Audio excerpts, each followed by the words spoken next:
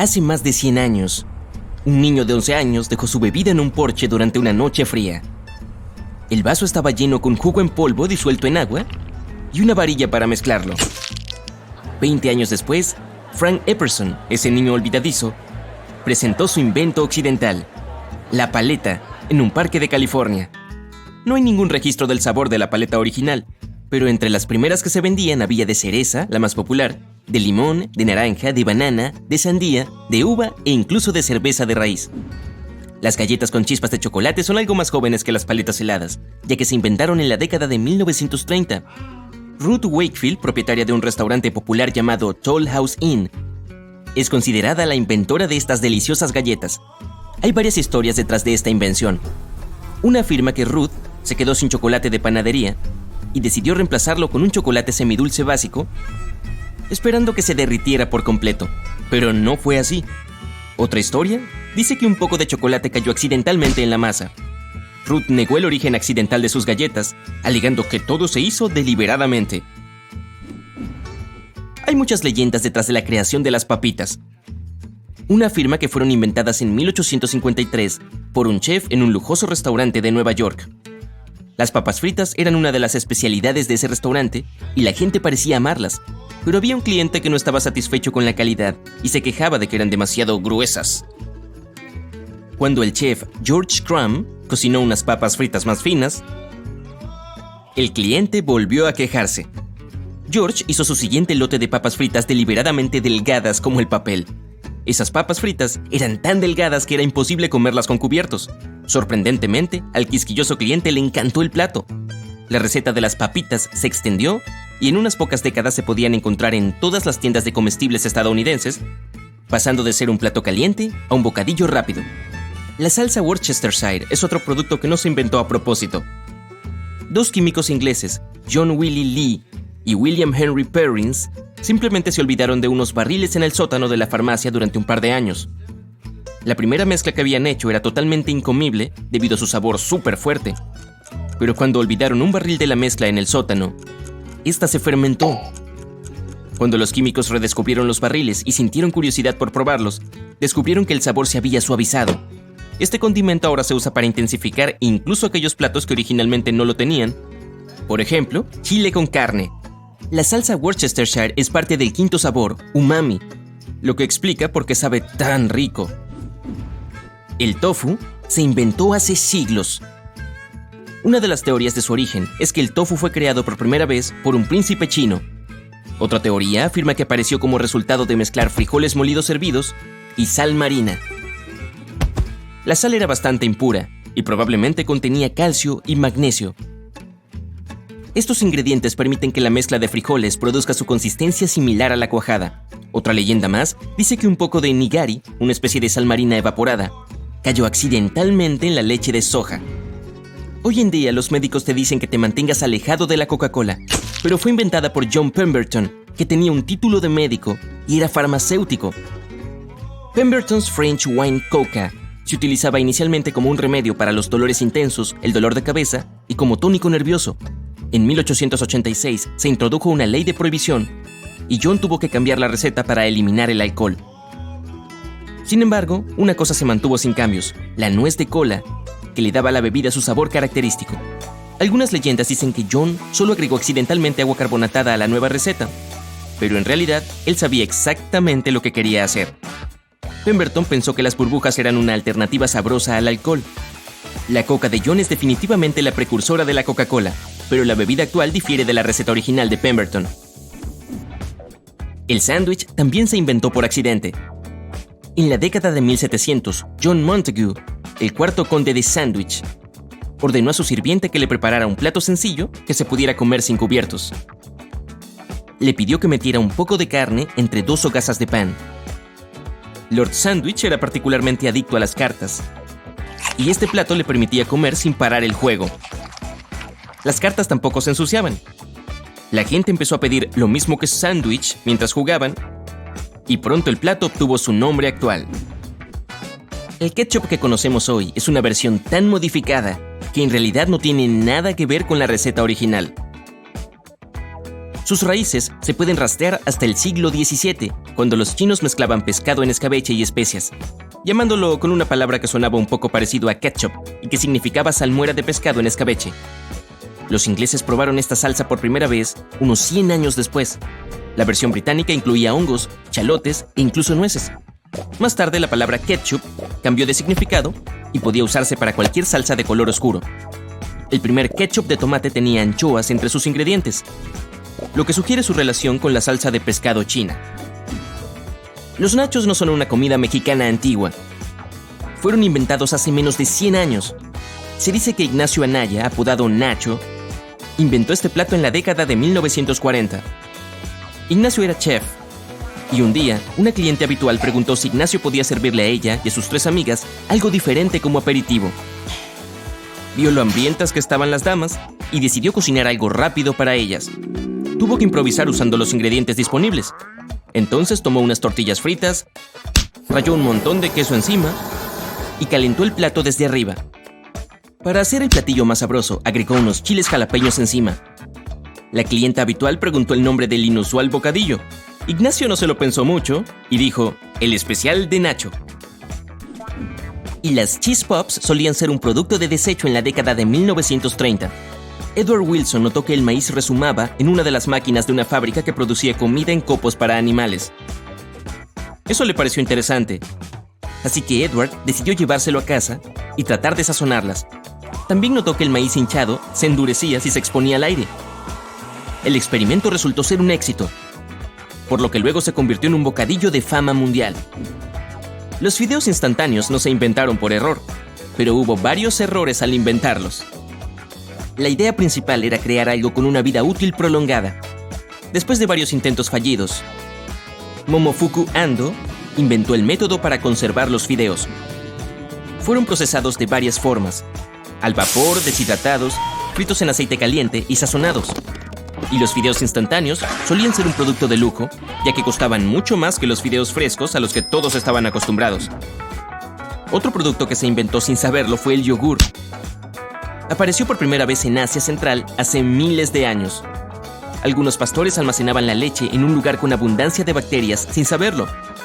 La leche se fermentó y dio como resultado una textura más espesa y un cambio de sabor.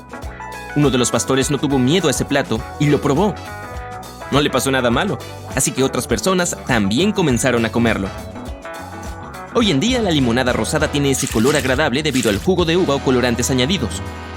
Pero hay 2 leyendas sobre cómo se inventó, y ambas cuentan con trabajadores del circo. La primera historia alega que Henry Allott, que trabajaba en un circo, dejó caer sin saberlo unos caramelos rojos de canela en la limonada, lo que le dio ese vibrante color rosa. La otra historia es asquerosa. Afirma que el trabajador del circo, Pete Conklin, un día se quedó sin agua para tomar limonada y en su lugar usó el agua de la tina donde una de sus colegas había lavado sus medias rojas. El color de las medias volvió el agua rosa. Pete añadió un poco de azúcar, rodajas de limón y ácido. Lo llamó limonada de fresa. A los clientes les gustó mucho y sus ventas se duplicaron. La tarta tatin es una versión caramelizada y hecha boca abajo de un pastel de manzana. Se cocinó por primera vez por error. 2 hermanas, Stephanie y Caroline Tatin, dirigían un hotel en el siglo XIX. Un día, Stephanie quiso cocinar un simple pastel de manzana, pero guisó las manzanas en mantequilla durante demasiado tiempo. Para ocultar su error, puso la corteza encima de las manzanas y las metió al horno.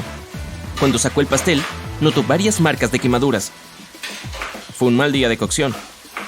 No quería que los invitados se dieran cuenta, así que le dio la vuelta al pastel y lo presentó como una receta nueva. Sorprendentemente, a los invitados les encantó el pastel, que pronto se convirtió en su postre estrella. Ok, tengo que irme. Estoy realmente hambriento.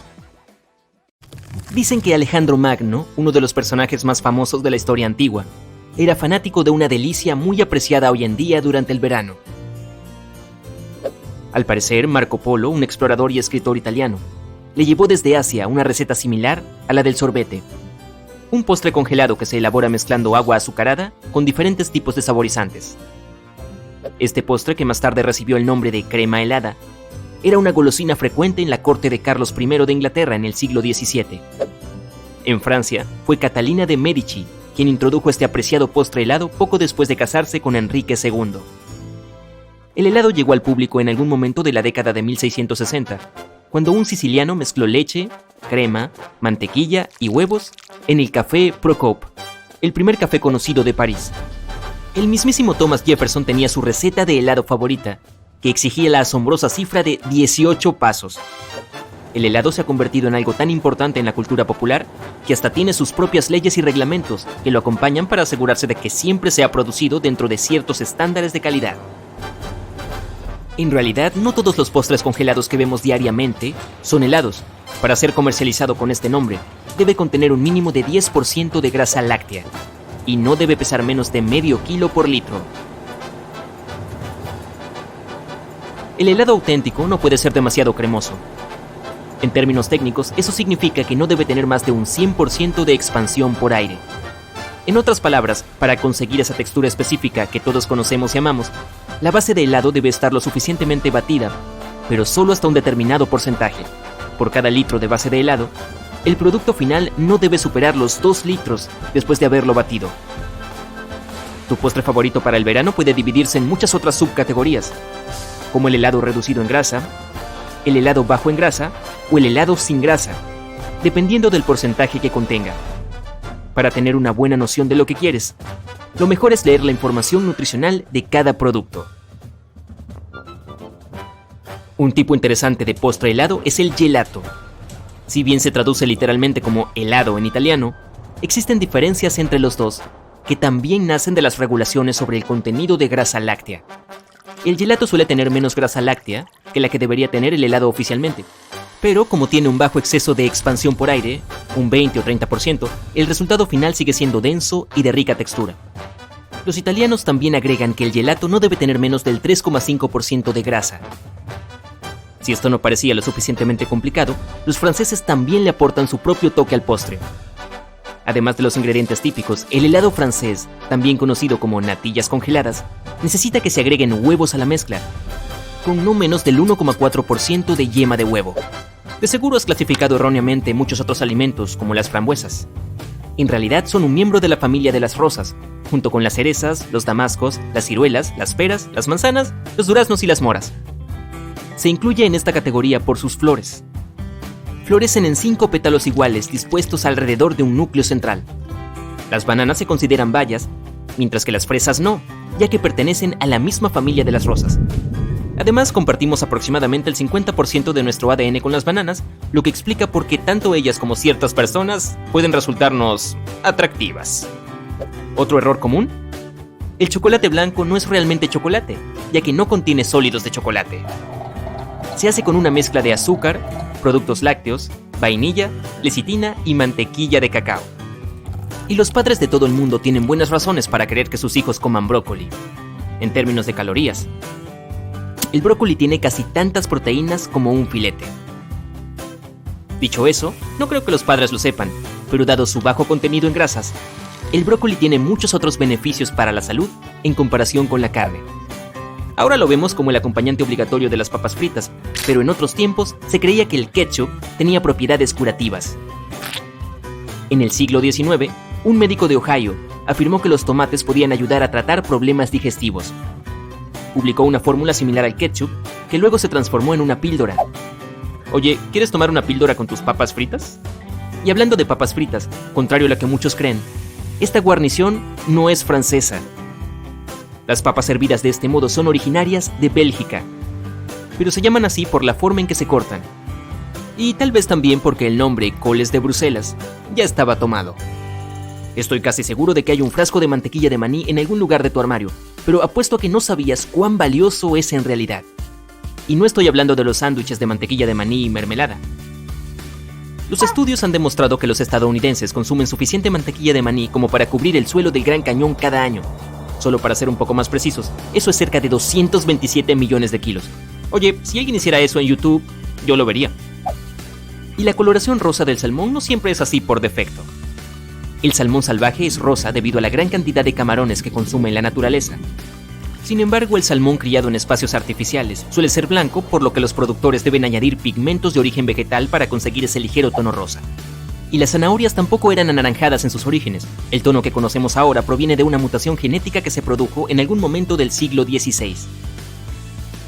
Las zanahorias eran originalmente blancas o púrpura.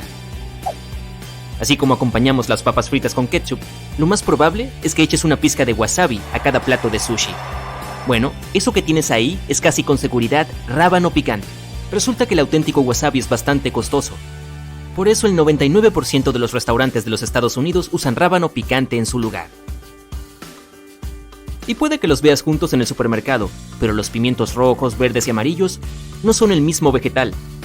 Necesitarías diferentes tipos de semillas para cultivarlos individualmente, ya que cada uno de ellos es una especie vegetal aparte. ¿Sabías que 1 de cada 4 avellanas termina en un frasco de Nutella? La pasta para untar es tan popular que los científicos están buscando formas de cultivar avellanas en laboratorios para contrarrestar la escasez mundial. Eso es algo en lo que deberías pensar cuando pidas una cobertura extra. Claro, hay una fecha de caducidad en cada botella de agua, pero en realidad el agua no se echa a perder. La fecha mencionada es en realidad para la propia botella, ya que el plástico puede terminar filtrando sustancias nocivas en el líquido. ¿Y alguna vez te has preguntado por qué la comida de los aviones a veces no tiene sabor? El chef no siempre tiene la culpa. La altitud a la que volamos tiene algunos efectos en la composición química del cuerpo, lo que hace que los sabores sean diferentes. Lo has agregado a una ensalada al menos una vez, pero tal vez te sorprenda saber que el cilantro y el coriandro no son la misma cosa. Coriandro es el nombre de las semillas secas, mientras que las hojas y los tallos se llaman cilantro. Ahora lo sabes. Para todos los amantes de las frutas, los científicos han creado un árbol de ensalada de frutas. Sí, así es, un árbol que puede producir diferentes tipos de fruta al mismo tiempo. Fue desarrollado en Australia y puede soportar hasta 6 tipos de fruta diferentes. Hay una variante de drupa que incluye duraznos, ciruelas, nectarinas, damascos y melocotones. Y una variante de cítricos para los que prefieren limones, limas, mandarinas, naranjas o incluso tangelos, pomelos y toronjas. Lo más probable es que lo evites por el mal aliento, pero el ajo es considerado uno de los alimentos más nutritivos que existen. Un solo diente de ajo puede contener el 2% de la vitamina B6 que necesitas a diario. Los estudios han demostrado que la sustancia química que le da al ajo su sabor característico, llamada alicina, es buena para la salud. El único tipo de alimento que nunca se echa a perder si lo almacenas correctamente es la miel, o al menos el único que hemos descubierto hasta ahora. Esto se debe a que contiene una gran cantidad de azúcar y tiene un bajo contenido de humedad. Además, existe una enzima creada por las abejas que colabora en esto, ya que puede suprimir cualquier crecimiento bacteriano. Por supuesto, si guardas tu miel de forma incorrecta y la expones a humedad adicional, puede echarse a perder, pero técnicamente la miel sellada y almacenada de manera adecuada no tiene fecha de caducidad. Si estás comenzando a desarrollar tus habilidades culinarias, te gustará saber que los hongos no pueden cocinarse de más. Esto se debe a que contienen un polímero llamado quitina.